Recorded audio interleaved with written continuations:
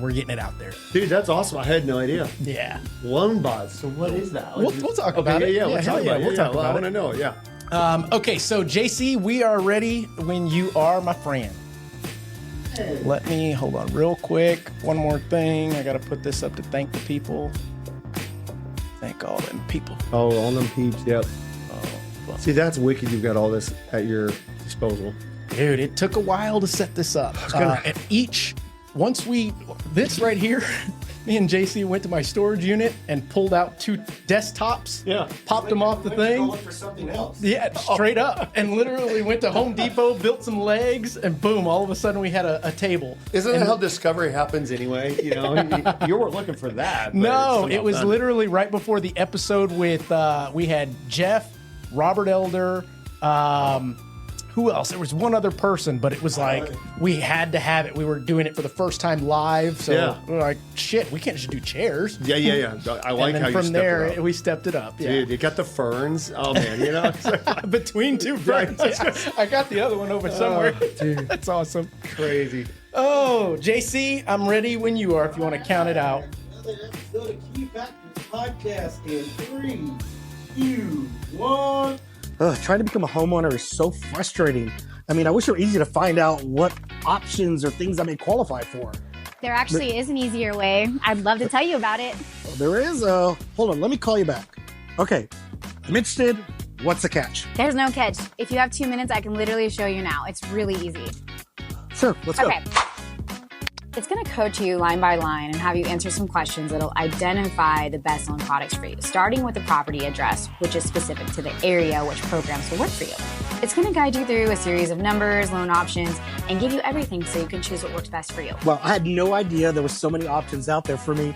It was so easy, it was so quick, and you didn't even have to run my credit. I know, I told you in less than 2 minutes, right? Did I make it? You did. Let's go. All right, let's go.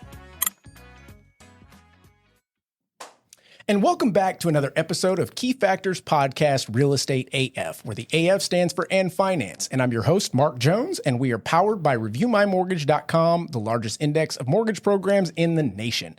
And it's good to be back, guys. I took about a month and a half off to focus on production. There is apparently not enough business to go around out there. I'm hearing a lot of grumbling and people saying that nobody's buying, nobody's selling, everything's sitting. But luckily for us, about a month in, I've got about almost 4 million in the pipeline. It's odd.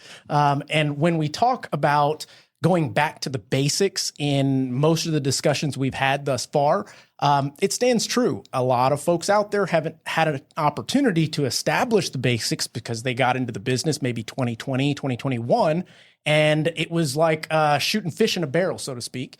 But I'm here to tell you, figure out, find a mentor that can teach you those basics and stick to it and then add what you want to it. But in this discussion today, I wanted to hone in on another topic that seems to be rising in everybody's discussions, but unfortunately or fortunately for us, it's not actually rising in numbers. So today we're going to be talking about short sales, pre-foreclosures, things like that with the expert. And without further ado, let me introduce my guest, Josh Boggs. Wow. Well, dang, what an intro. I'm excited to be here. You guys are actually crushing it, as your wall says. Yeah, man. I'm like geeking out because I want to like take photos and videos there. I was like, dude, you guys it's a whole nother level. I just glad to be here, and really the expert thing, I love it. Somebody called me the other day like, oh, I heard you're the king of short sales. I'm like, dude, first of all, I'd never say that. I don't believe I'm an expert, but I believe I'm getting to that point where I'm always learning just enough to stay ahead of the casual person. That's probably exactly what an expert would say. Okay. Yeah, well, okay. Well, okay. A student to the game and a student of the game. So Josh, there's folks out there that may or may not know who you are, but I want to give you a moment. If you could just tell us a little bit about yourself. Where did you come from? What are you about? All that good stuff. Man, well, first of all, if you've seen me, I'm a 6'4", skinny, goofy bastard. I mean, I look, yeah, I get it. I mean, I'm not the greatest of lookers out there. I try, right? But no, I'm originally from Indiana. I moved down here when pretty much had $350 in my name. Thought I was going to play basketball, tried to do a walk-on at Purdue University. When I played basketball, our team was 16th in the nation at Anderson High School. Anderson Indians. And so I sat the bench. I didn't even get to play. In fact, they cut me in my senior year. No way. So yeah, I was really upset by that. And anyway, just looking for just what to do. And a girlfriend broke up with me. Like I moved to my dad's. I was working in a foundry and working like crazy hours, like 80 hours a week. And it was the worst work you've ever seen. It was in a foundry, and you don't have them down here because it's so hot and horrible, right? Yeah. And then I just decided, you know what? She broke up with me on a Dear John letter, and I said, you know what? I'm moving to Texas. I don't know why, but I had family down here in San Antonio, and I wanted to learn from him because my uncle was like this business guru, didn't even finish like high school. Okay. And I saw how successful he was, and his whole family worked with them. And I go, man, if there's anybody that can teach me business, that's him. Wow. So that is the number one cause of you moving here to San Antonio. And when you got here, what was that transition like going from Indiana to San Antonio, Texas? Man, it's crazy. And I know we don't have enough time and our listeners don't want to hear it all, but going from working for Dell Computers and starting from putting labels on boxes to becoming a QC manager. Oh, wow. At the age of 19. Because I saw how much waste was going out the window. And they're like, dude, get this guy in an office, which was awesome. With no college, right? Yeah. So then I ended up really the main turnaround was I was working after apartment complexes. I was a manager at the youngest age of 19 again. Okay. As soon as I came out of that for Westdale Asset Management and was managing Bandera Crossing and Vista Crossing back and forth. And then they demoted me because I went to spring break and got a hickey. I mean, I'm was 19, it a hickey right? from Kaniki? Yeah, well, I can't kiss and tell, you know. That's awesome. So that really upset me. And then my uncle, who was running a nonprofit credit counseling company, had started to see, hey, look, you took off on the ground running, and you're taking care of yourself. So that was his test to get me on board. So I ended up becoming a licensed credit counselor, and debt management company, and financial counselor. By that time, I was almost 21. So did that, and that's really what got me into real estate, because at the time I was part of the financial education department of that nonprofit. Well, the IRS came through and just pretty much said, "Hey, we got too much of these debt management companies out there. We're going to eliminate them." And so, for whatever reason, because my uncle had built most of the family on the board, that was not considered, I guess, according to the litmus test, not cool. So they were like, "Hey, we're going to take away your 501c3." Well, that we were doing almost $1 million a month in business. Wow! So it was crazy, and of course, me having no college, I'm like, where am I going to replace a decent income like I was making? Absolutely. Once the IRS was like, sorry about you, but you guys got to go away. So it really. The whole family went there that was a rough deal. And I met my wife working there. So I decided to go to real estate. And what's funny, you're going to laugh, because I literally said, well, I'm going either mortgage or real estate. And I want to go mortgage. And my whole family was like, no, you'll be a better realtor. So I was like, well, no, I think mortgage guys have it easier. I don't know. So that's funny that you say that in regards to your beginnings into the introduction of this industry. I myself opened a credit repair company when I was 18 years old. Had just gotten back from playing college football. Didn't know much about finance and all that jazz. So I was working at the bank inside of Walmart, and essentially a buddy of mine had moved back from Arizona, and he was like, "I've got this new thing, and I think we can do it. It's called credit repair." We were like, okay. Yeah. So we started helping people fix their credit. And as you know, the number one reason why people even want to fix their credit, it's not to go get another credit card or another car, it's to buy a house. And similar crossroads I had was going down the route of being a realtor or a lender. And I went and took all the real estate tests or real estate classes, got to the end and went, this isn't for me. After working in a bank for many years, it was like, I think I can help people on the financing side a little bit more than I can on the real estate side. And no matter what, I can always go the other direction if it doesn't work out. So yeah, here I am, right? Smart play. I mean, and you like your weekends too, right? No, I mean, I know you guys work your tails off too, but you're right. It is a different, it's funny how that just divided my direction where I went. Right. But when we say credit repair, so actually, that was more of a for-profit side that my uncle ran on his own. We were doing the DMPs, the debt management plans, where people come to us just crap loads and shitloads in debt, right? And they were like, hey, this is all these unsecured credit cards. Right. I can't make my payments, blah, blah. They're at 25% interest rate, right? And we would get them under a plan where we consolidate them into one payment. And then we'd basically negotiate to get them down to like 0% or like 10%. And then for us doing that, it was a genius real business model my uncle had found. The credit card companies were paying my uncle basically what's called revenue share on the money we were paying back. Which makes sense. It's almost like the same concept that I tell people all the time. Trust me, the bank doesn't want to foreclose on your property. They're not in the business of hoarding a bunch of properties. They're in the business of collecting interest off of your payment so that you can live your life in your home, build your equity, et cetera. Now, it's funny that you mentioned the debt consolidation piece because I feel as though there's a lot of that is necessary in today's world. We're seeing the credit card debt at the highest it's ever been. Yep. I, on the lending side, am seeing every other credit report that I pull heavy with credit card debt. And I don't know if it's a matter of they thought things were going to get better sooner, or they had situations occur that could not recover from, so they're relying on those credit cards, or it's just wasteful spending. I mean, all the above be the fact. Yeah, absolutely. So as you progressed, and I will say as you transitioned into real estate, what was that like? Yeah, you go home every day and you're like, okay, I didn't make any money today. My wife and my kids are looking at me like, are you going to bring money home or are you just going out to happy hours with your title people, right? And that's back in the day when title companies could actually do some stuff, right? Because I've been in it 20 years. And so I started, I was like, man, these title companies were no joke, dude. They were Spurs games. And I mean, it was like, dude, I'm a rock star and I haven't even sold one property yet. So true. But it was one of those where I knew I had to buckle down, and thank God I had enough savings in line where it was like 7-8 months of savings where I needed it. Yeah. And my wife at least was working at a doctor's office as a secretary or whatever. So it supplemented a little of us because we both had worked at that company. I see. So we both lost our incomes, right? Yeah. So it was a lot of like humble pie kind of thing, because coming from a guy who was an entrepreneur, I had a landscaping company for a while and I sold that and made money, right? And everything I worked so hard, when I touch it, I was like, oh, well, I'm making money and this is cool. I'm not really going after the money, but this is good, right? Sure. So when real estate started, I'll never forget, I met David Jones and Craig Owen at KW, and I thought, man, these guys are a joke. Yeah. Like, I don't need any of this. Like, they're like, oh, you need to go through Camp 443 and all this training. I'm like, man, I ran a business with my family. I know what I'm doing, right?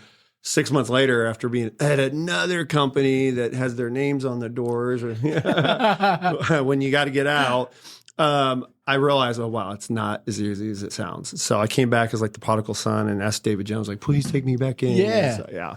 And okay, going through that transition with not necessarily failing at the first brokerage, but let's call it lack of leadership, lack of mentorship, because for sure you had inspiration and drive. I mean, shit, money was the motivator. You needed to make some. Yeah, it's nice. It's Right? nice to have it. Yeah. What was seeing the other side of the fence looking like for you? You mean as far as the mortgage side of the fence? No. So you worked in mortgage? Well, so no, and I thought you were getting into the transition to the short sell side because I was not like, yet, not yet. Okay, got it. Okay. But wait, there's Got more. it. Yep. I was like, I opened that curtain. So yeah. In the real estate side, it was definitely who you knew. It was a contact sport. Yeah. And my claim to fame was open houses. We had the database we had from the debt management plan at the time, or the credit counseling company we had. My cousin got into real estate the same time. He was the CEO. It was his family. I'm an outcast. I'm from Indiana. So every single person I knew in San Antonio was through them. And guess who got all the business? He did. Yeah. And I love him to death, him and I are brothers. Well, he crushed it, got rookie of the year. Of course, all those people went to him. And so I had to literally start from nothing. And then after 2 years, though, his business dried up because he's like, hey, I'm not getting people referring to me All my sphere anymore. is sold. And he was like, peace, I'm out. And then that's when I started like hustling. And I give Craig a bunch of shit on this because he told me the other day, like, man, your cousin, he's going to make it. Yeah. But I don't know about you. And that's when he first told me, I go, okay, 20 years later, do you still think that? Yeah. So yeah, no, he doesn't. And it's I guess, I don't know, odd that there's a lot of agents out there. You don't even have to look for it. You jump on social media, you're seeing it, that are still knocking the concept of open houses. And the reason why you were doing that is so that you could meet people you had never met before. And I have a saying that says, if we only did business with people that we know, we'd all be broke. Right. Yeah, right. It's true. So would you advocate for things like that still to this day? Oh, and that's a good one, Mark. So my company name, Expose Homes, and I tell sellers, hey, I'm pulling back the curtain. I'm exposing you what the real estate business does, right? Absolutely. And while you're saying that, JC, go ahead and throw up a reference. Let's make sure that everybody knows where to go. Exposedhomes.com, everybody. This is Josh Boggs' website. You can go there to discover all the things that real estate has to expose to you. Go for it. Wow, that's a heck of an intro. I need to round more. Well, you'll be able to grab that clip. I love JC doing all that, by the way. It's awesome. Thank you for that. So, getting into that now, when I just actually went up into a listing agreement or a listing consultation where I was going against 4 other agents, and they were really good agents. The reason they chose me, and they told me that after the fact, is that, dude, you're brutally honest. Like, you just get to the point and you don't bullshit us. That's right. And because one of the questions the wife had on ChatGPT, well, will you do open houses and how many will you do? And I said, I'm going to do none. Because if you want an agent to use your house to amplify their business, cool, go for it. But I'm not the guy. But if you want to get it sold, I'm the guy. That's outstanding that you say that, because it rings true to a age-old philosophy of when you're doing, or when you set out to do an open house, don't expect to sell that property. That is not even the MO of doing an open house. You do an open house to generate new business, to build new relationships, to work on your mouthpiece, essentially, because you're face-to-face with a customer right then and there. But the idea of selling an open house, I think it's happened maybe twice in my entire career, and I'm a huge advocate for them, because realtors need to know how to do them the right way. Right. And you having said that and being honest with your customer, that speaks volumes, truly. Well, Mark, here's the other thing too. And I tell them, like, hey, this is the same thing that you guys haven't asked me yet, but I'm going to tell you, I'm not showing your house to buyers.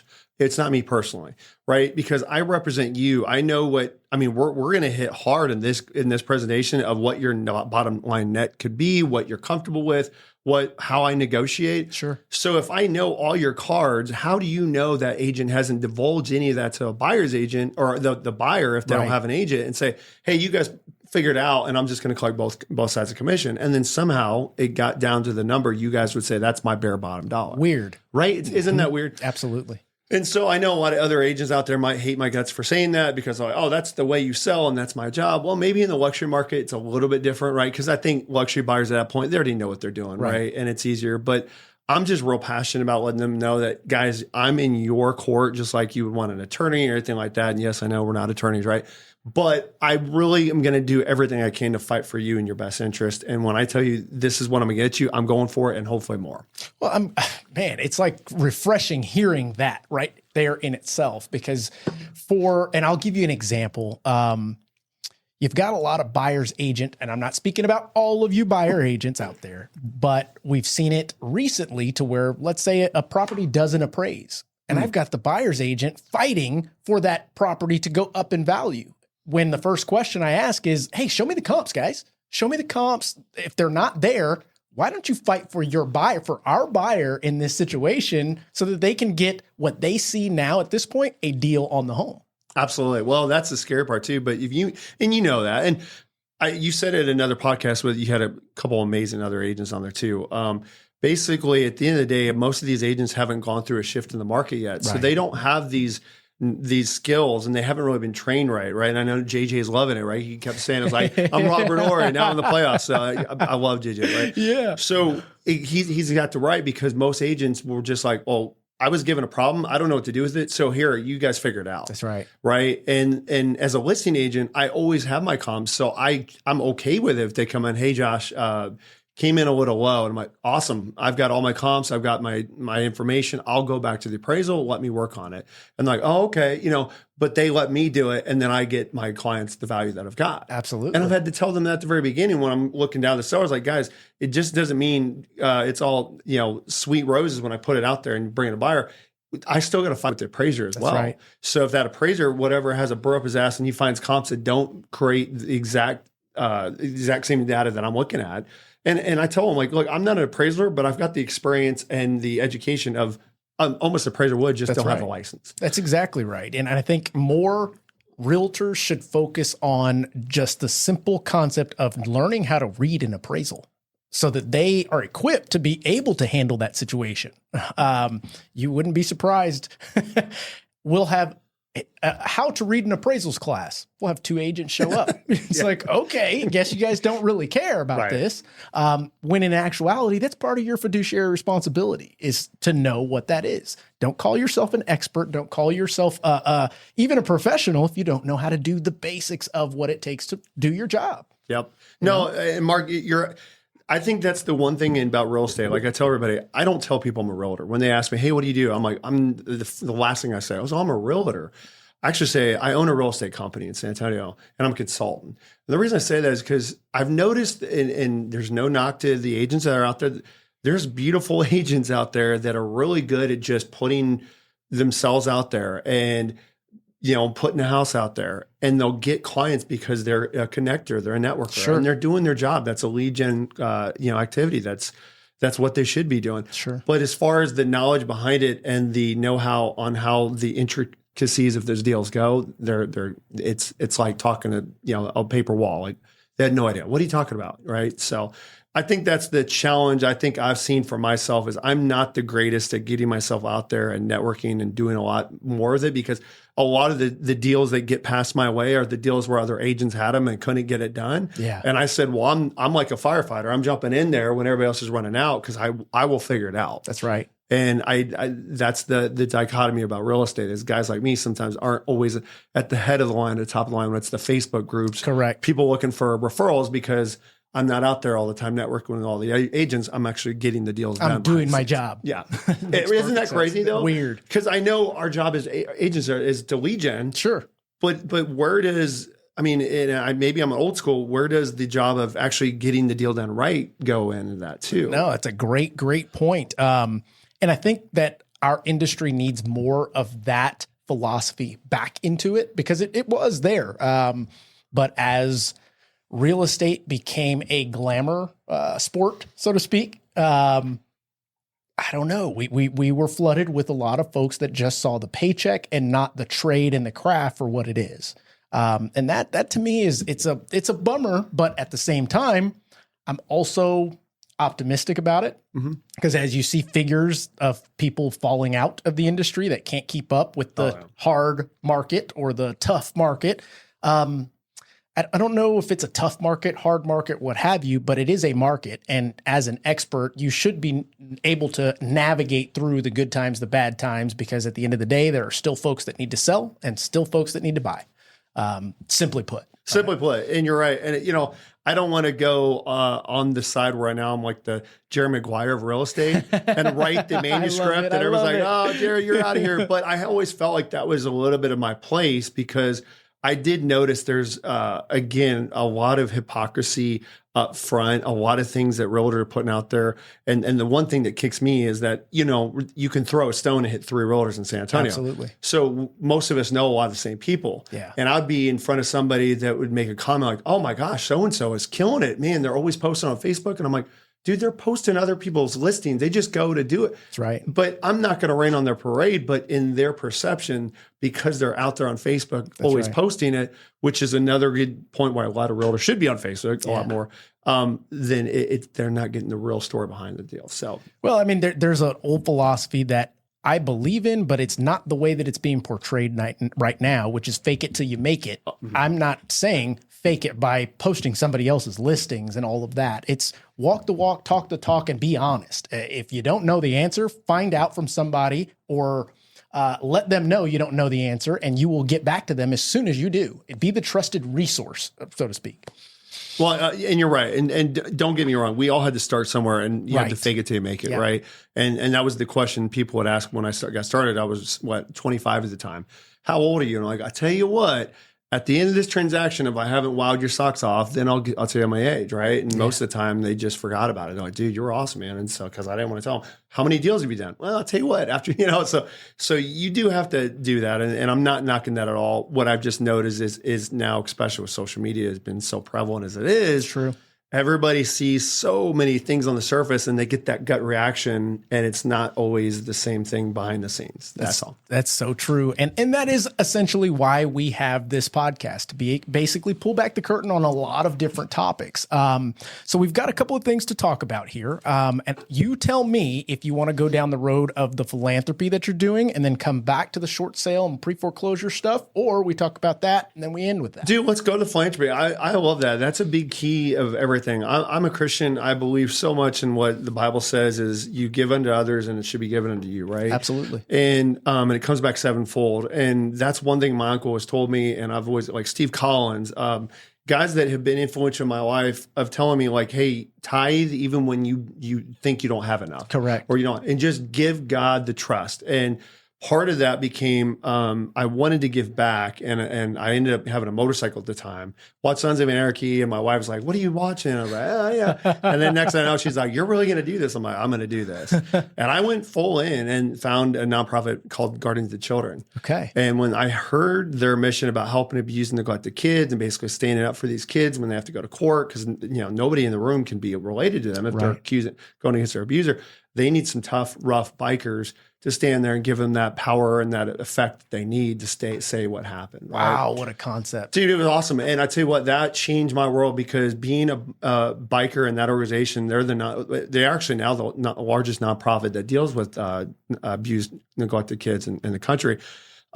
I ended up becoming the president of the mother chapter in San Antonio. Wow. So it started here, which was awesome. 19 years ago, by the way. Just a couple weeks ago. And when did you become associated with that?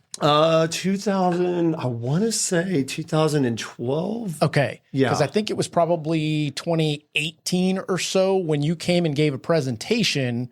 And I was like, holy shit, I knew nothing about him on that. Whoa. I think I remember that presentation. I'm sitting there like, really? Okay. This is awesome. Yeah. And I loved it. You know what? It was just amazing watching these guys. And most bikers get bad names, right? They're meant to look scary. That's what they love. They're really not taking care of themselves the way they should, but they're the biggest hearts that and in fact, of all the motorcycle industry here in San Antonio, I got to be very connected with that. Just everybody stood up and really backed what we did. And I love that mission. But in 2020, it was time for me to head out because my vice president was pretty much wanting to take over the reins.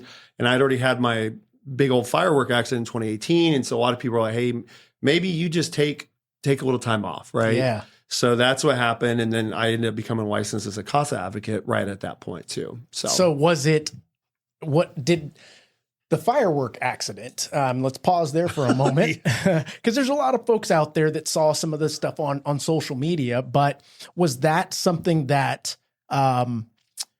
pushed you to dig deeper in all of the philanthropy that you're doing and give back even more so than you already were at that time? What changed in your life? And if you don't mind, tell us what happened. Yeah. So, I mean, as far as making me want to dig deeper, I think really what it did is, number one, it just brought back into the fact that God does exist. The fact I'm still sitting here talking to you and in the room with JC as well is a miracle. There was no way that firework accident. In fact, there was somebody that had almost the same thing happen to them. Like a week later, of course, we're all idiots that like to play fireworks, and they died instantly. Wow. My head was broken in 3 different parts in the forehead, the hardest part of the head. I had a brain aneurysm. I was in ICU for 2 weeks. I had half my hand hanging off, and they said I'd never be able to use my left thumb again. Well, I'm moving it. And so what it really did is, we grew Guardians of Children so big, because when I took over, there's only like 8 or 9 members. Okay. There was maybe 13 kids. There was like 14 grand in the bank account. By the time I left in 2020, there was over 114,000 in the bank account. We had over 103 kids. Wow. And we had almost 60 members. Wow. So I was stressed because it's hard to do that and run a real estate business. Sure. And the other thing was too, it's sort of, it put me on the edge of a lot of my clients that weren't really comfortable with bikers. And so even though the mission was great, they're, man, you have a great mission. They were like, if you're a biker, you're hanging out with people we're not comfortable with, right? So it was a little bit hard for me to like really ramp my business up and take care of myself and my family more. Yeah. And I think that's what really changed it, honestly, Mark. Wow. And a lot of folks out there take things like that for granted. Truly. And that's a testament to that. Yeah. So in going through this philanthropy that you do, I mean, is that something that you're able to get your family involved in, you're able to get your community involved in, you're able to spread that to the other agents that you mentor?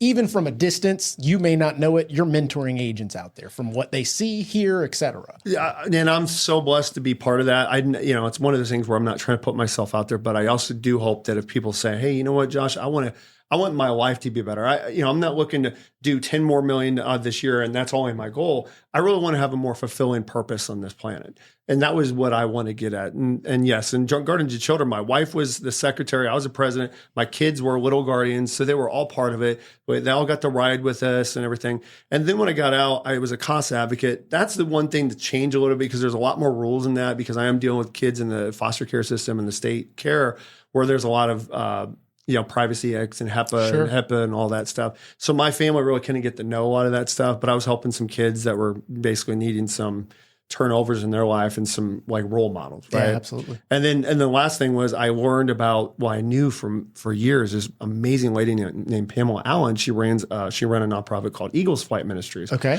And one day I'd been giving money to them, and because that was one of my missions. I was like, man, you guys are doing God's work too in San Antonio.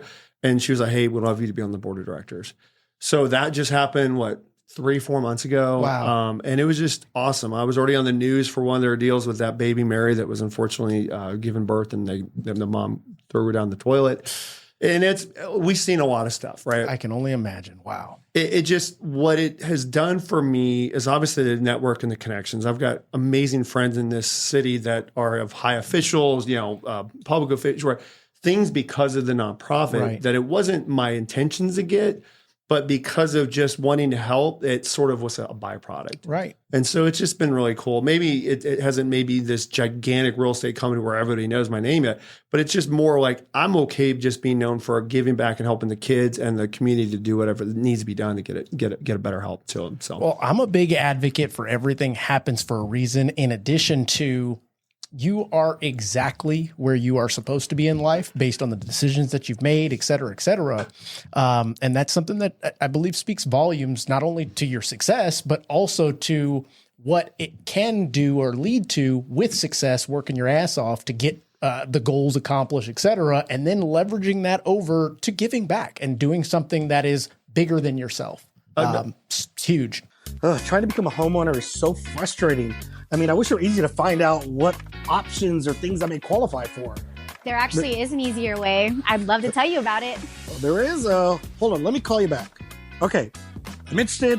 What's the catch? There's no catch. If you have 2 minutes, I can literally show you now. It's really easy.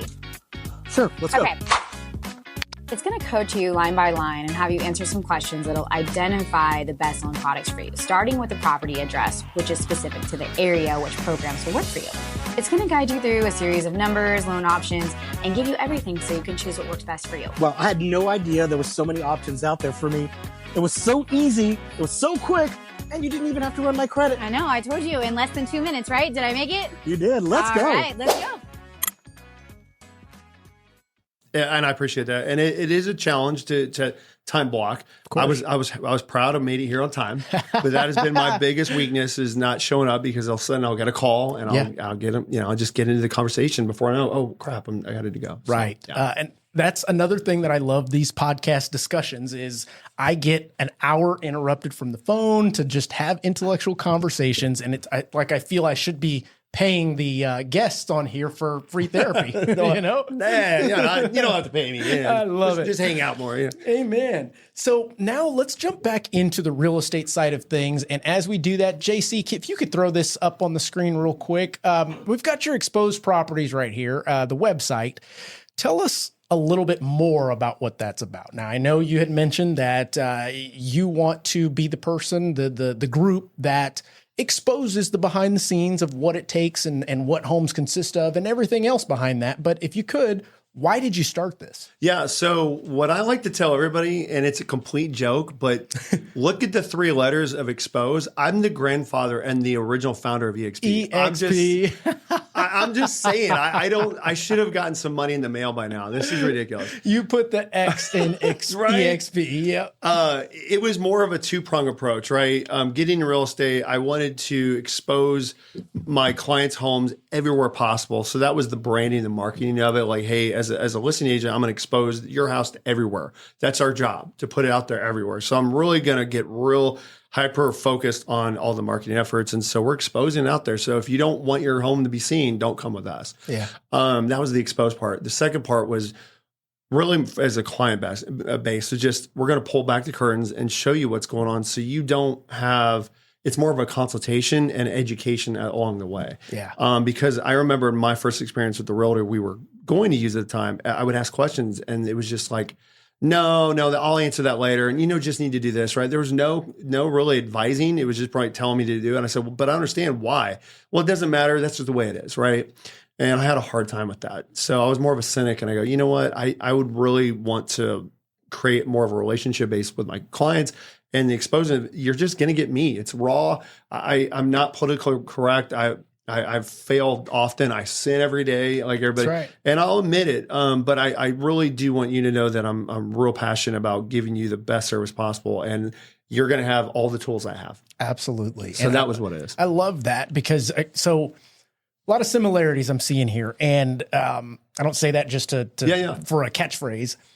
Behind me, LoanBot, Review My Mortgage, same concept with mortgage. When I got into the business, it's like everybody wants to keep everything secret in regards to what they can offer their borrowers or what they should be providing to their borrowers. And I'm trying to figure out, okay, is it because you only know that program, or are you not doing the research to discover different opportunities? In many cases, early on in my career, the branch manager was against selling bond programs because obviously we don't make a lot of money on them. Of course. But in many cases, it's the best scenario or the best solution for that borrower scenario.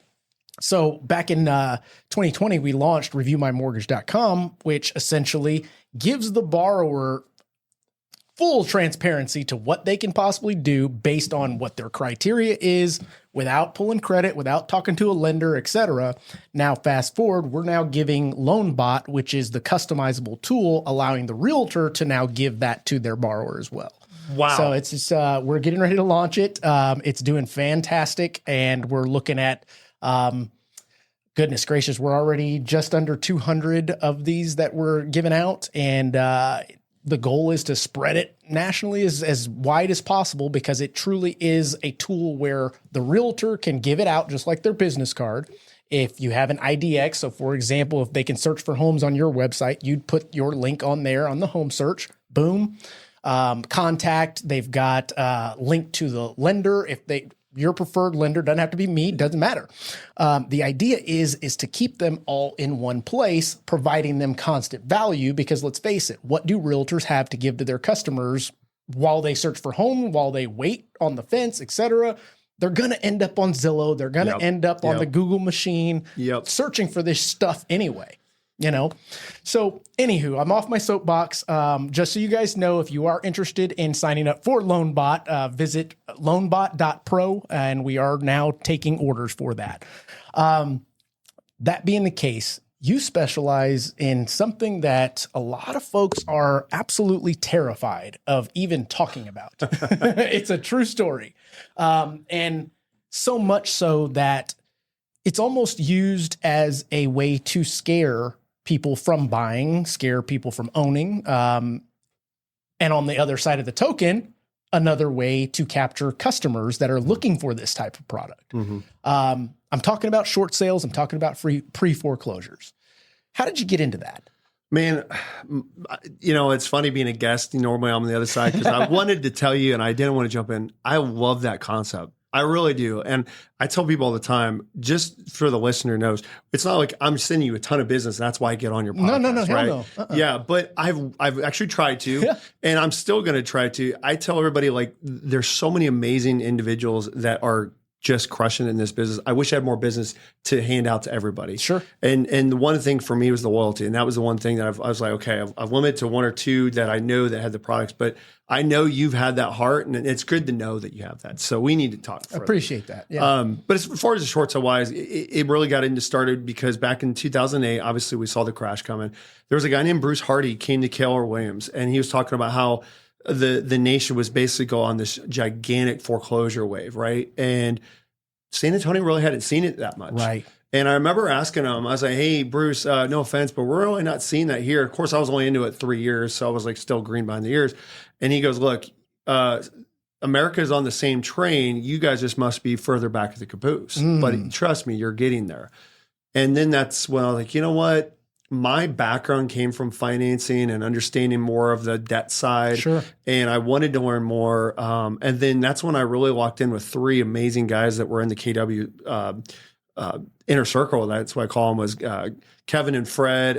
They're out in Phoenix, and a guy named Nolly Williams. So Fred Weaver and Kevin Kaufman, those 3 guys were absolutely instrumental in coming around and talking about short sales. And they were in Arizona. So they were in like the hot spot, like there was ground zero. And so when I heard what they were saying and behind the scenes stuff, and these call it short sale power hour, there was a real thing that I connected with them. And I go, man, I get this. And it made sense. We talked about loan loss reserves and fractional lending and all basis points and why servicers are getting paid more than blah, blah.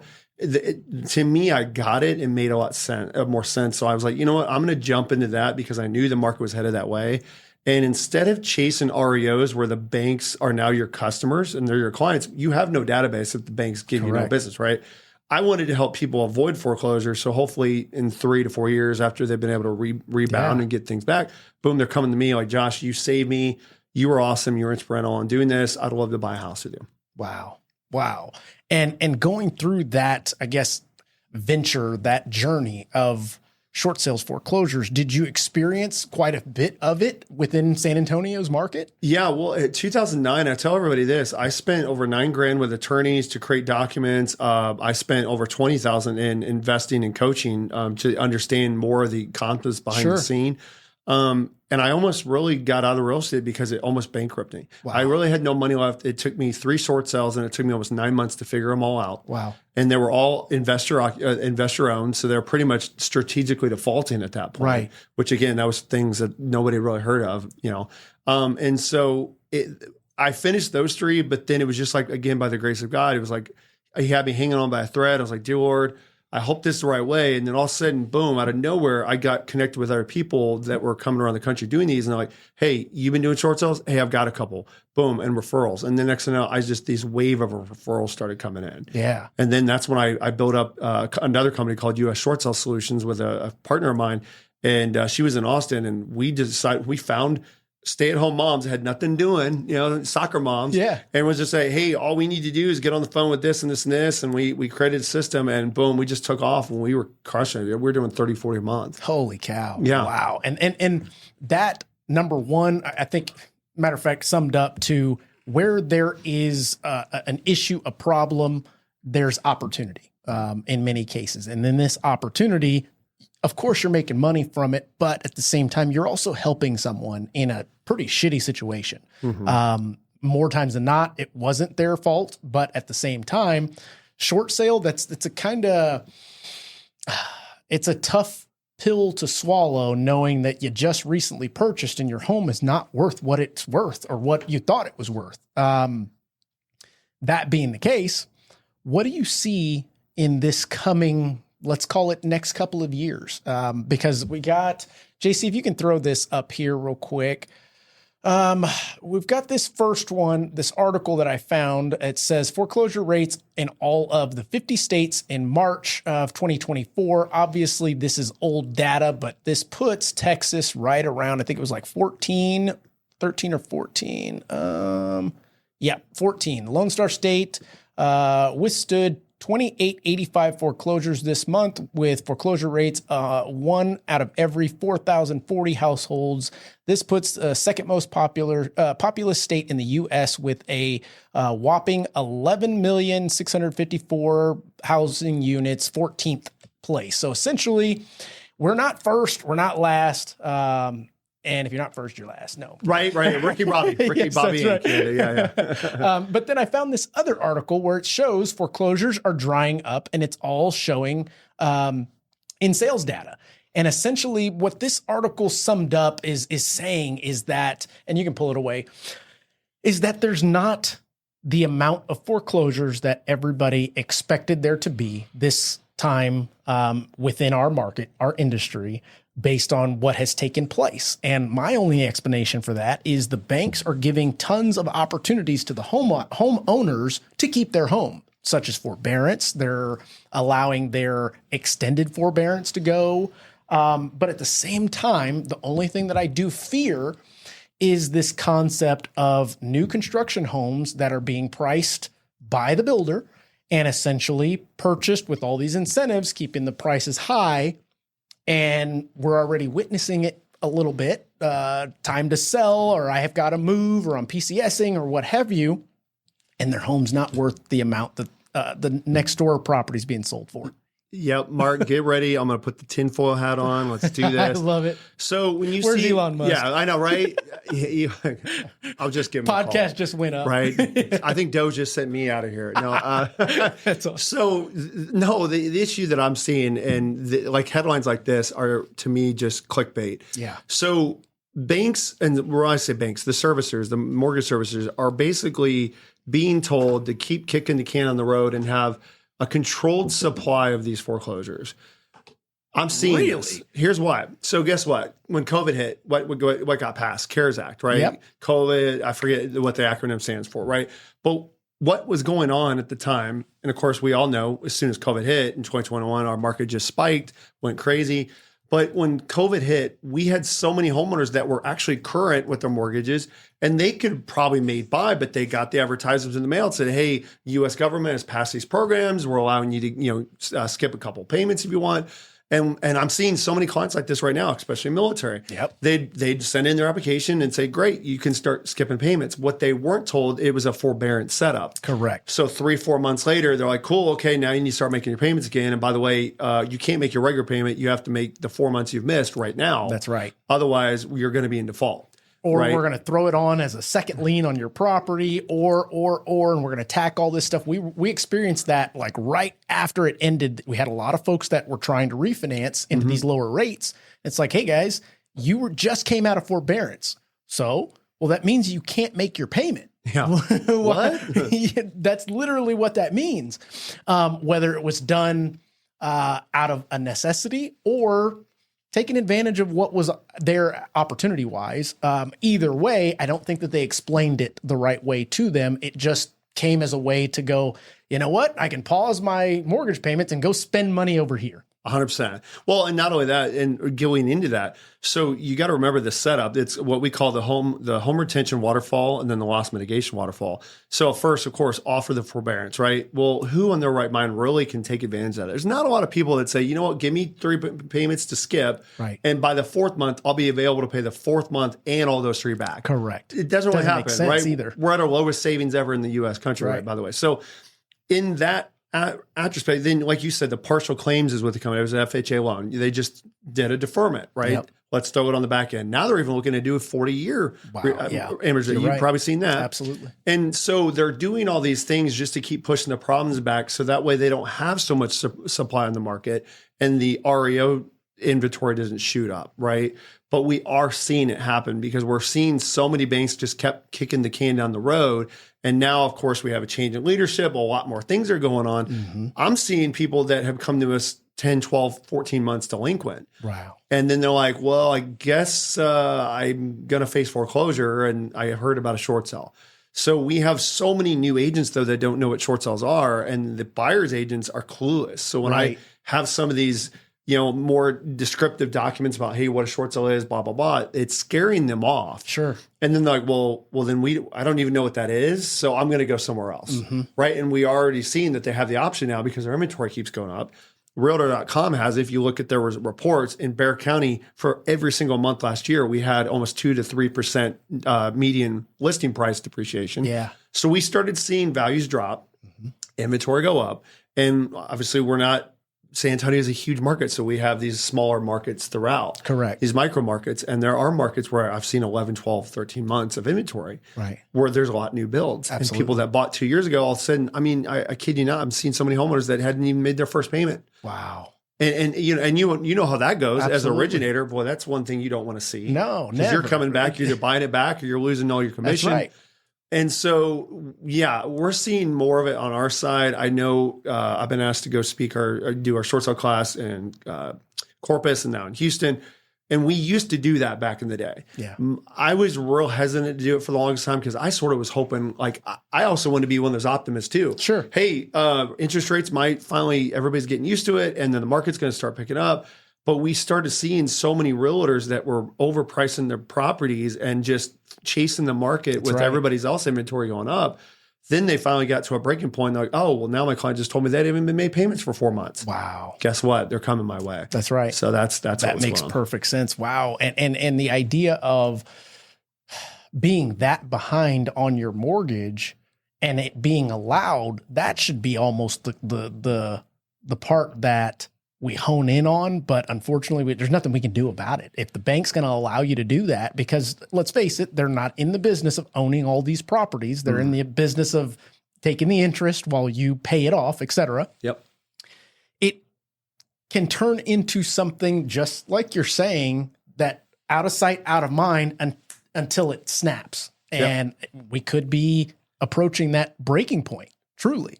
Well, I mean, nobody really knows this, or maybe they didn't, or maybe they did, but I was blown away when these servicers actually get paid more basis points on the servicing, even though the monthly payment's not being paid, because it's supplemented by the government, because it's now more servicing requirements get in order notices to pay out those there. coupons. That's right. So is there any benefit for them to get it off their books that quick? Good right? point. A lot of them aren't the investors. They don't. It's not their money that's been lent out. They're just the servicers. That's right. So if they're getting paid, I mean, again, we all knew that story when Bank of America had their biggest quarter ever when foreclosures through the tank. I mean, we're like, how is that possible? Nobody's making payments. Well, the government was spending subsidizing. That, right? That's right. And we're seeing all that now with everything else going on. I really think that this is going to shake up a lot. Even the mortgage, hell, the CFPB being shut down now. Yep. Right. And I know personally, I've seen CFPB complaints. I've filed them. I've helped with homeowners. And they're literally a joke when you get them back. Like there's blatant misrepresentations and servicing issues going on. And they come back like, well, we investigated and they said everything's good. You just need to submit your documents on time. Give me a break. Right. Yeah. And it's funny that you do say that, because a lot of folks are cheering on the idea of not having the CFPB. I'm kind of in between. I want people to do shit the right way. Yeah. But at the same time, I know that there really ain't doing shit behind the scenes to fix it. It's just this bureaucracy that we have to adhere to, that they get to decide your fate one way or another. And it has a lot to do with money. Yeah. Let's be honest. It's all capitalist system, right? That's right. And you're right, Mark. I'm in the same boat you are. I'm not, I tell everybody, I'm not polarized. I'm not just one way or the other. I see both sides of the coin. And maybe that's probably the hardest part, right? Sure. Is because I do have a lot of empathy when I'm looking from the other side. Same. Yeah. And I'm really trying to understand it from both sides. So yeah, when CFPB was obviously started in 2012, I think, by Obama, it was a great idea. And they came through and they really hit some really great home runs, grand slams on some of the stuff they did. And we leaned on them at times for our short sales, because we were told over and over again, no, we're going to foreclose. We're going to foreclose. I'm like, you guys have no idea what you're about to lose. You have no valuation. You have no hands on the property. I'm ground anyway. So it's a tough deal going on right now. So question for you in regards to the short sale concept. First, define short sale. And then after the definition of it, I've got a question for you. Define it first. Yep. Similarly, just selling a house for less than what's owed to net the bank. So if the idea of the folks that have purchased, let's say, 5 years prior, chances are they have some equity in that property. Mm-hmm. So if someone's coming to you saying, hey, we need to do a short sale, and truly not understanding what a short sale is, let's say they're behind on their payments, and they research online and short sale pops up. They don't understand it fully. They come to you and say, hey, we need to do a short sale. You do your CMA and you go, I don't think you do. Yep. what does that process look like? I'm so glad you said that, because that's what I tell everybody. And this is where it's hardest for me, because most of my referrals for short sales are amazing agents that have referred me a lot of his, and they're agents, right? So you certainly aren't going to say, oh, well, they didn't know what they're doing, right? But no, it's just, we understand a lot of the red tape, how to cut through it, how to get around it, the escalation issues that servicers. We understand talking with the attorneys. We have an attorney with us that we hire out sometimes, and we have to get some movement going. So what I tell them is, guys, I'm going to look at every option for you, and I'm going to see what other options are available without going to short sell. Yeah. Because if there is equity, and we've got one girl right now, she was told by her agent, there's absolutely no way there's equity. I looked at it, and the reason she said it is she just didn't understand that the bank put a valuation on their property and said, here, you need to short sell your property for this, even though the number one, the valuation was completely wrong. But number two is she didn't even owe that much. So when the agent saw the letter from this large national servicer, I think it was like Freedom Mortgage or whatever, they were like, oh, okay, well, it's saying short sale, so we need to go, right? And then that's when I look back at it further. I got payoffs, obviously ran through title, and started looking through this and go, you know what? You are in foreclosure status, because they were coming up. I said, let me pull it, and I will get it pulled typically without a TRO. Right. And let them know we're on top of it. And we have a pretty good resume, over 619 of these done. A bank and even an attorney usually will look at that resume and go, okay, you clearly know what you're doing in this space. We're going to give you another 30 to 60 days to get it done. And if we can see that valuation, we'll get them sold in that time, and there's equity there. Oh my gosh, we'll do that. And I've cut costs on our commissions as well, just to do whatever you got to do the right. And we've even put money towards repairs on some of these. I know the last one I did in December, a poor girl, we spent almost $12,000 fixing her house up. But I knew that there was enough equity that if we stopped foreclosure, got her back, I told her she was going to get $5,000, and she was okay with it, because she was like, well, I guess versus nothing. Yep. We ended up netting her almost at that one. It was like $18,000. That's awesome. So she was like blown away, and she wrote us a Google review, right? That's awesome. And it just that was a God thing. But yes, that's what we do. So we give them all the options. Wow. JC, how are we doing on time? 101. Okay. Look at that. Dang, just like that. I know, you know it. It's like, dang, I'm you're not on looking it. at any kind of clock or nothing. Tell me you're professional. Oddly. You know this. Oh, man. So, Josh, this has been a great discussion. We've gone down plenty of different rabbit holes within this concept of short sales, foreclosures. Do you know how long does it take to be considered in pre-foreclosure or foreclosure? Yeah, I can tell you right now. So the definition is typically you're in default status after 120 days. 120 days. So 120 days of missed payments, you're in default status. That's when they usually will put acceleration notice, and then give you your 30 days to basically dispute that debt and the back debt that you owe. And if you don't respond within 30 days with a written request, then they can start moving you into, and Texas is the fastest foreclosure sale date in the country, by the way, with 21 days. So once that 120 days pass, I mean, they can smack you with a 21-day notice of sale date. And it's going to happen that first Tuesday of the very next month. Wow. Yeah, it happens quick. And that was what's hard with our short sales. Yeah. Because most, we're non-judicial foreclosure in Texas. So like states like Florida are judicial. So it could take them 18, 24 months to get through the court system to even get foreclosed on. So these banks are begging for a short sale. That's right. Whereas in our market, most of the banks are like, I don't even need it, because I'll foreclose, I'll pay a trustee, $1,700 to just file it. Substitute trustee, boom, they're out. And then they're on the on the courthouse steps that first Tuesday of the month, and it's gone. Yeah. Right. So we would have to really get creative and really be like a pain in the butt to these people, saying, no, if you do this, you're going to lose this. We understand this. You don't understand that there's a roof leak. There's this, right? That kind of stuff. So two things I wanted to kind of give our listeners. The first thing is, even though there is the opportunity to execute a short sale or pre-foreclosure sale, just know that it will take you some time in order to qualify for a new property again after that, depending on the loan program that you go to apply for. Some is 4 years, some is 2 years, unless there's an extenuating circumstance, such as somebody lost their job, death in the family of a breadwinner, etc. Matter of fact, I just had an extenuating circumstance that we got approved. Oh, wow. The gentleman that I was working with, very young, had an incident where he got shot. It was like, and when he sent it to me, I was like, I think this will work. I mean, you had to go away for a little while and get your stuff right. He got shot in the head. Wow. It was, Oh, wow. Hats off to the Talk kid about a because miracle. he absolutely, the guy has fully recovered and is working at a bank and is doing well for himself, saved his money, 700 credit score, the whole 9 yards. Super impressed, but I just wanted the listeners to know that if there is a way to avoid having to do that, number one, pay your bills on time. We know that, but there's many situations where you can't do that. You want to do what you can to avoid that if your goal is to own property again. Obviously, sell it before it gets to that point. Don't consider hanging on and thinking that things are going to change if nothing that you're doing changes. The second thing is kind of a question for you.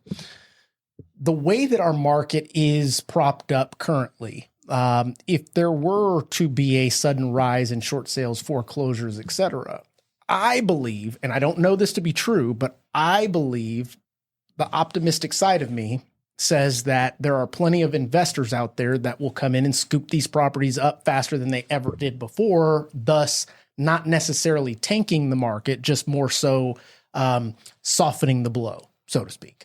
What are your thoughts on that? That's a good topic, boy. I don't even know if we have enough time because you know, I keep reading articles that talk about the one way to get our U.S. housing back is get out of all the hedge funds that are buying all these properties, right? Yeah. Like, hey, because the prices kept going up and up, Sure. Get them out of the market, and then now we can actually buy single family homes again.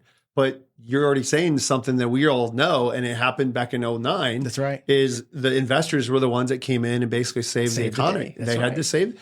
So yeah, I think as long as you can show that you're getting below levels where you're cash flowing again, and I think that's the hardest part for any of us as an investor. I know you're an investor. Absolutely. It's hard with the interest rates. Yeah. When you're looking at these deals, I'm not even cash flow. I'm breaking even. That's not a safe bet, right? And there's just a lot of people that gambled and you know just rolled the dice on appreciation being the ticket. Sure. And yeah, and if they were in Austin, they did really well, you know. But San Antonio, we never really had that gigantic of appreciation. I know we did. Correct. It was pretty decent, but we all did. We did. Yeah, we did. But I would say yes. In my belief as well, and nobody has that crystal ball and that direct line to God.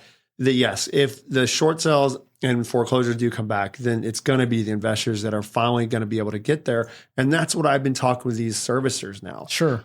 Because they're still fighting me and they won to foreclose. We lost one to foreclosure in February just because they were like, well, we think the market's going up by 10%. I go, where's your data? Right. And they couldn't give it to me. And it was it's a high level servicer. And it was an executive there. And they go, well, our national data says this. I go, well, your national data ain't San Antonio, right? Yeah, that's true. Real estate is local, everybody. It's always going to be local to your market. And I can't stand when people paint a picture with a broad brush. Mm-hmm. Yeah.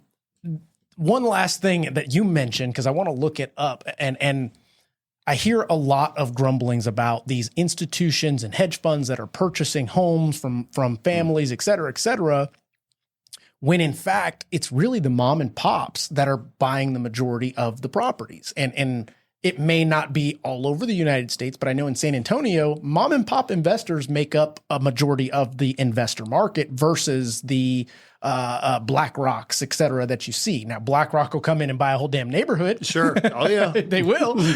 But the majority of homes in San Antonio that are investment property, rental properties, VRBOs, short-term rentals, et cetera, vacation rentals, are owned by your everyday mom and pop homeowner that went, you know what? I've built up enough equity. I've built up enough savings. I want to go to my lender and find out what it takes to qualify to become an investor. And then they did it over and over and over. And now they've got a portfolio, just like you, you know what I'm saying? Yep. But the idea that they're the villain in many cases, they could also be the heroes. Yeah, you know what, Bill? I would love to dive into this because yes, one thing Looks like we're gonna have you back. I know. I was like, dude, that'd be like winning the lottery twice, seriously. But with Zillow, what Zillow did when Zillow was doing Zillow offers, remember we would see that where Zillow would come through and buy one property for an ungodly high. Yep. But then they would use that as a comp in order to get the neighborhood higher up for their own purchases. Correct. Right? And so there was that kind of practice, which. When you said it, I don't know. One thing I've never realized how to track because, I believe there's a ton of people out there, mom and pop investors that are owning and doing the right thing. I just never knew how to track it because I would know agents coming through telling me, hey, I've got a hedge fund guy coming out of California, or it's always in New York or California. Right. And he told me he's picking up 30 a month. And so I'm doing diligence. And he'd show me his list, and they're doing like CMAs on like 100 homes a month. And they're literally going under contract, 30, 40 of them a month. Right. And I know they were doing it in California and Arizona. I heard all types of podcasts bragging about it. So I was like, you know what? I would love to know what San Antonio's actually real numbers are and exactly who is buying those homes in the last couple of years. Well, even that concept in itself, let's face it, Zillow was not intended to be a property investor. Right. They were dabbling with extra money. Let's be straight honest. Because of you realtors, they have the money to be able to play around in that sand pit. Zillow is a lead generation company. 90%, I think it's like 80% of their revenue coming in is derived from lead generation. Your money going to put to work to change the market in your area, so to speak. Yeah. Okay, so let's see here. I typed in how many San Antonio investment properties are owned by hedge funds versus individual investors, determining the exact property investment properties in San Antonio hedge versus individuals is a challenge due to the lack of specific, however, available information provided in 2021 institutional investors, which included entities like hedge funds, private equity firms, and real estate. According to approximately 28% of the homes purchased in Texas, the highest rate in the U.S. So wow, we have the highest rate. Okay, as opposed to institutional investors were responsible for 43% of the home purchases in the same period. So essentially, this is your mom and pops 43% versus your investment trust hedge funds. I mean, it's still almost double. But I mean, 28% is still a pretty large number. Oh, yeah. And they're able to, now I'll give you this. They are absolutely able to take risks like you just mentioned. Zillow, they can go and buy in a home more than what it's worth. Why? Because that was funny money. Yep. If they lose, oh, well, it is what it is. Thank you, NAR. Yeah. That's so true. That is so true. Yeah. Gosh, Mark, that's crazy because you're right. As an investor myself, I mean, I just sold 2 of our properties when the market went up, right? Of course, and we're like, dude, why not? But you're right. Those guys had so much money to play with. They could sit for a 5-year wait period until it caught back up. Or lose. It was funny money. Absolutely. When you see the amount of revenue, I look at it like every other week, just because Review My Mortgage is essentially consumer direct education, but it is the form of lead generation for passing along that contact to a trusted loan officer in that area around the United States. Awesome. So it's like, okay, this is the right trend that we're on to be able to kind of get into that sandbox. But at the end of the day, they're the Megatron. They're the ones that are creating that market that nobody else really has it cornered yet. So that being said, 2 things that I want to ask in regards to just in general.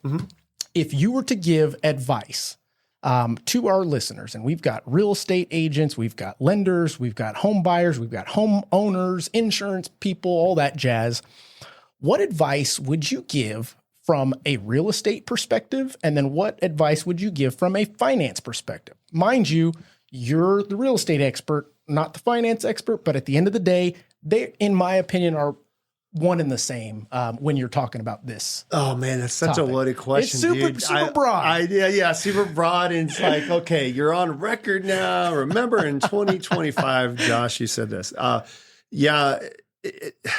Going from my own things where I would tell my clients, even when the market was great, and I kept saying, guys, I know you're seeing all these overbids and everything. If you don't need to buy right now, don't buy. And so I was going against the market, right? Sure. And a lot of buyers were thankful for that because then 2 years later, they're like, we survived, we waited, and then boom, now we're not spending $100,000 over. Right. And in this market, I'm really sort of now, I always hated that cliche because realtors every year, it's a great market to buy, right? It's a great market to sell. If you're, first of all, you're trying to time the market, human beings and families aren't timing the market. No, things happen to us, right? So you just need to be with somebody that's going to be able to understand all of the data that's there and really just be able to read it for you and break it down so you can make the most confident decision possible.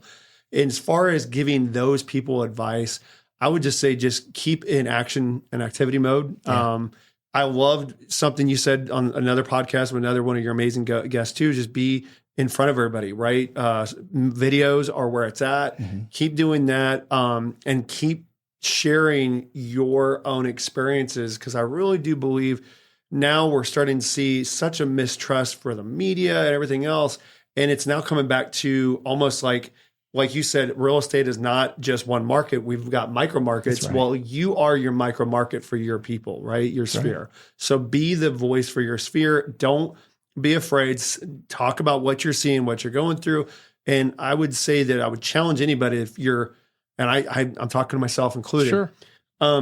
Be willing to sound like you don't have all the answers all the time. You're just being vulnerable. That's right. And that's the hardest part, even for me. And I get for everybody, is because you don't want to put a video out there and the next day somebody comes out with a different fact. Oh, well, did you see NPR's data? So true. And that's the hard part with that social media. And I would just say, even like today, I blasted about CFPB and I already got a lot of people, oh man, you're on fire. And then somebody's like, oh, but they did this and this just in December, Josh. So what the hell? Yeah. You have to be willing to take that and just understand that, look, we're all humans. We're all trying to understand and just navigate through this, and just keep in touch with everybody. That's probably the best thing. Just offer service, relationship, and just be there for those people, because that's going to pay off way more than what your goals are for the year, what your bottom line needs to be. I think that's what I would say. I think that's great advice. I think summed up, be true to your brand. And what does your brand represent? It's you. What are your values? What do you truly believe in? What do you want to hang your hat on at the end of the day? And at the end of the day, we all have to lay our heads down. And are you able to sleep with yourself, knowing what advice you gave, what path you took a buyer down, seller down, the advice that you gave them? Because let's face it, every homeowner, home buyer, renter alike has access to the internet, which the internet, it's right in front of us, guys. You say something that is inaccurate, they're going to call you out on it. And guess what? You've lost your reputation. Yep. Everything that you worked for can be gone in a quick Google search, wrong or right, to be honest. So I think that was a great discussion. We addressed short sales. We addressed pre-foreclosure. We talked about the philanthropy that you do. Thank you for all of the work that you do and the words that radiate throughout the audience. For sure, this is going to be a very liked discussion. I'd love to have you back soon. Maybe we'll get somebody else on here and do a little round table. But thank you for joining us, Josh. No, Mark, I can't tell you and JC enough. Thank you for even having me and even giving me the opportunity. And yes, I would love to deep dive on some of that stuff. If bring an attorney involved, a bankruptcy attorney, stuff like that, understanding more of just how to get the right help. Absolutely. But yeah, it's been a pleasure. I've known you for so many years, not as close as I wish I did. But this is going to give me another opportunity to do so, and I really appreciate that. Absolutely. It is my pleasure. Guys and gals alike, JC, if you can share the screen real quick. We are at 20,300 subscribers and growing, and it is all because of you. I want to thank you guys for continuing to tune in, and I promise my commitment to you is to continue to provide expert guests that will be transparent, pull back the curtain on all of the things that are nuanced in way of real estate and mortgage finance. That being the case, guys, we will catch you on the next one.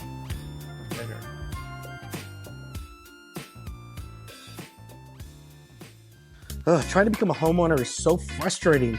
I mean, I wish it were easy to find out what options or things I may qualify for. There actually is an easier way. I'd love to tell you about it. Well, there is. Hold on, let me call you back. Okay, I'm interested. What's the catch? There's no catch. If you have 2 minutes, I can literally show you now. It's really easy. Sure, let's go. It's going to coach you line by line and have you answer some questions that'll identify the best loan products for you, starting with the property address, which is specific to the area which programs will work for you. It's going to guide you through a series of numbers, loan options, and give you everything so you can choose what works best for you. Well, I had no idea there were so many options out there for me. It was so easy, it was so quick, and you didn't even have to run my credit. I know, I told you in less than 2 minutes, right? Did I make it? You did. Let's go. All right, let's go.